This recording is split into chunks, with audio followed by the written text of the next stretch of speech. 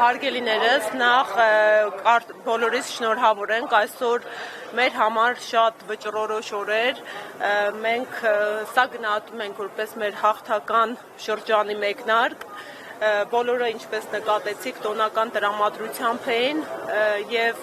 անկախ էս ծառացած դժվարություններից, բարդություններից, այսօր փորձենք մի քիչ հատկապես Վարդանանց տոնն է, համընկել է, հաղթական բարի տրամադրություններով մեկնարկ կտանք մեր կուսակցական գործունեության, բոլորս ունենք ընդհանուր նպատակ անկախ քաղաքական ուժերից մեր հայրենակիցների հետ, ովքեր կիսում են մեր արժեքները, մեր ծրագիրը,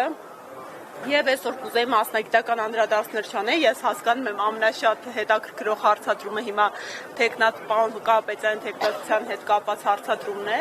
բնականաբար առիթ կունենանք, մանրամասն կմեկնաբանենք, մենք փոքր-ինչ միջոցառման ընթացքում բացեցինք, թե ինչպես ենք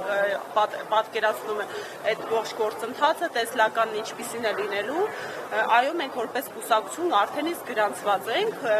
իսկ մնացած գործընթացների վերաբերյալ խնդրում եմ հաջորդիվ մեծ սիրով մեկ առավել մանրամասն կմեկնաբանենք։ Ինչպես է մասնակցելու քարոզարշավին։ Դե, քանի որ մենք տեսնում ենք, որ Սամվել Կարապետյանի անգամ ազատության հետևանքների հետ են կռիվ տալիս այսօրվա իշխանությունները, Սամվել Կարապետյանը դասական քաղբանտարկյալ է, ուստի և դատական գործընթացները զուգահեռաբար շարունակվելու են և եթե չվախենան այսօրվա իշխանությունները Սամվել Կարապետյանի անձնական և ֆիզիկական ներկայությունից, հուսով եմ այնուամենայնիվ դատական իշխանությունը մեր իրավական, իրավահեն դիմումներին ընթացք կտա, կբավարարի և Սամվել Կարապետյանը հնարավորություն կունենա։ Այլապես մենք այս ողջ ընթացքում էլ այն իրականություն ունենք, երբ ամեն կերպ փորձում են Սամվել Կարապետյանին մեկուսացված պահել։ Ես ուզում եի հարցնել, իսկ հակառակին չեք սպասում, որ այլ քրեական գործեր, այլ ճնշումներ կլինեն, միգուցե թիմի մյուս անդամների։ Հարգելիներս, երեք տեսակ արդեն վաղ շաբաթ համայնքում թե ինչ տեղի ունեցավ, արդեն քաղաքական հետապնդումները մեկնարկել են, մենք նախորդիվ թիմ ընտրություններին ենք ականատես եղել, ինչպես են օրինակ Գյումրու դեպքը, դեռ նախընտրական քարոզչությանը բոլոր քաղաքական ընդդիմախոսների առանց բացառության